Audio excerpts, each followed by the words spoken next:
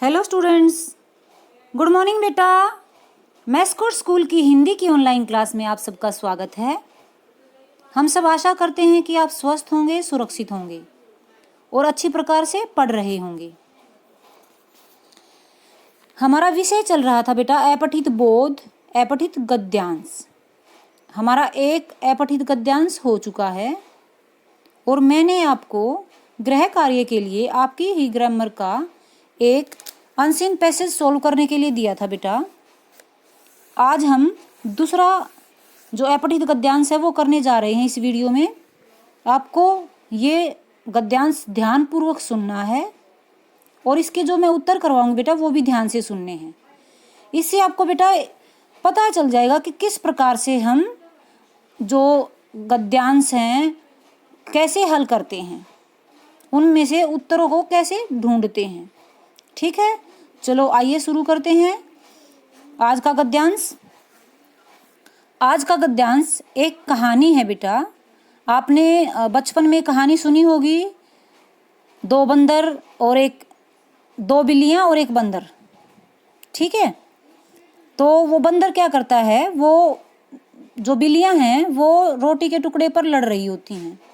एक बंदर उनको देख रहा होता है ना, और वो आकर उनके हिस्से करवाने की कोशिश करता है और वो बराबर भागों में बांटने की कोशिश करता है। तो इसी प्रकार की ये कहानी है। इसमें सिर्फ जो पात्र हैं, जो जीव हैं, वो बदल रखे हैं। तो आइए शुरू करते हैं। किसी जंगल में एक लोमड़ी रहती थी। वह बहुत भूखी थी तथा भोजन की तलाश में इधर उधर भटक रही थी। तभी उसे दो बंदर दिखाई दिए। वे एक रोटी के लिए लड़ रहे थे।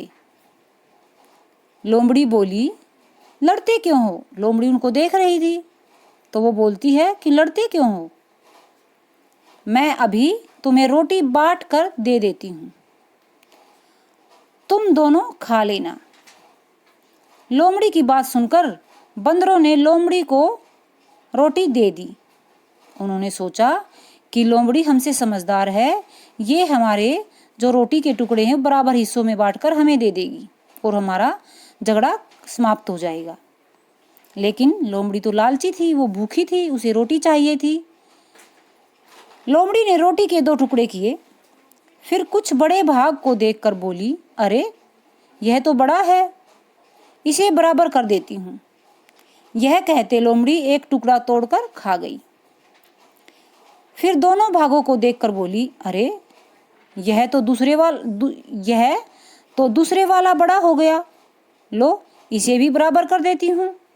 इस प्रकार लोमड़ी बराबर करने के चक्कर में सारी रोटी खा गई और बंदर हाथ मलते रह गई।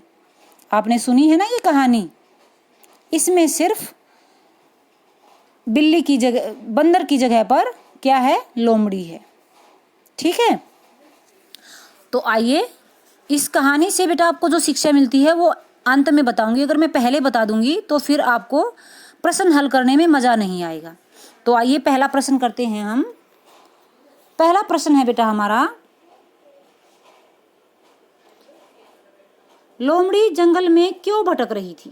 ये हमारा पहला प्रश्न है। यहाँ से लोमड़ी जंगल में क्यों भटक रही थी? क्योंकि वो बहुत भूखी थी। यहाँ पे है ना, क्योंकि वो बहुत भूखी थी, ये इधर देखो। ठीक है, भोजन की तलाश में भटक रही थी वो। तो उत्तर देखते हैं। लोमड़ी जंगल में भोजन की तलाश में भटक रही थी। भोजन की तलाश में भटक रही थी, ये यहाँ पर देखो ऐसे। ठीक है, क्वेश्चन 2 देखते हैं। बंदर क्यों लड़ रहे थे?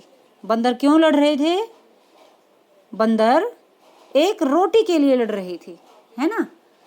आया था ना यहाँ पर बंदर, देखो ये यहाँ पर है बेटा, बंदर एक रोटी के लिए लड़ रहे थे। ओके, तो उत्तर देखो अपना, बंदर एक रोटी के लिए लड़ रहे थे, ये उत्तर है इसका। ठीक है, क्वेश्चन नंबर 3, लोमड़ी ने बंदरों से रोटी लेकर क्या किया? उसने रोटी के 2 टुकड़े किए और बराबर भागों में बांट दिया। तो देखो उत्तर देखते हैं हम। लोमड़ी ने रोटी लेकर क्या किया, रोटी लेकर लोमड़ी ने उसके टुकड़े कर दिए। ये देखो यहाँ पर, ठीक है। आगे क्वेश्चन देखते हैं, बंदर हाथ मलते क्यों रह गए। हमने अब देखो अभी अभी गद्यांश पढ़ा है, क्यों रह गए, क्योंकि लोमड़ी बहुत चालाक थी और उनको भी भूख लगी थी। हाथ मलते इसलिए रह गए क्योंकि जो सारी रोटी थी वो लोमड़ी खा चुकी थी, तो इसलिए अब तो वो हाथ ही मलेंगे, पछताते रह गए। ठीक है, तो उत्तर देखते हैं, लोमड़ी बराबर टुकड़े करने के चक्कर में सारी रोटी खा गई। ये यहाँ से ये हमारा उत्तर है बेटा, देखो इधर सारी रोटी खा गई और बंदर हाथ मलते रह गए, ये इधर। ठीक है, अब आती है कि इस कहानी से हमें क्या शिक्षा मिलती है। क्या मिलती है, आप समझ तो गए होगे बेटा। हमें शिक्षा मिलती है कि हमें कभी भी झगड़ा नहीं करना चाहिए, नहीं तो कोई हमारे झगड़े का तीसरा व्यक्ति आकर फायदा उठा जाता है, जैसा कि लोमड़ी ने किया, है ना। तो उत्तर देखते हैं, इस कहानी से हमें क्या शिक्षा मिलती है, प्रश्न तो है ये। अब उत्तर देखते हैं, इस कहानी से यह शिक्षा मिलती है कि दो व्यक्तियों की लड़ाई का फायदा हमेशा तीसरा व्यक्ति उठाता है, इसलिए हमें आपस में लड़ना नहीं चाहिए। आई होप आपको ये कहानी बहुत अच्छी लगी होगी बेटा, और आपको ये जो है इससे जो शिक्षा मिली है वो अपने जीवन में आप प्रयोग करने की कोशिश भी करोगे। ओके बेटा, आपका काम है बेटा, आपकी जो ग्रामर की जो बुक है उसमें जो सेकंड अनसीन पैसेज है वो आपको सोल्व करना है, पेज नंबर 111 पे। ओके बेटा, take care, bye bye, happy learning.